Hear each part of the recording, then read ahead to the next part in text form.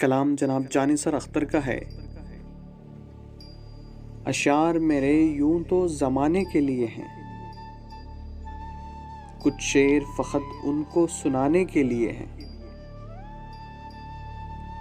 اب یہ بھی نہیں ٹھیک کہ ہر درد مٹا دیں، کچھ درد کلیجے سے لگانے کے لیے ہیں۔ سوچو تو بڑی چیز ہے تہذیب بدن کی، ورنہ یہ فقط آگ بجھانے کے لیے ہے۔ آنکھوں میں جو بھر لوگے تو کانٹوں سے چبھیں گے،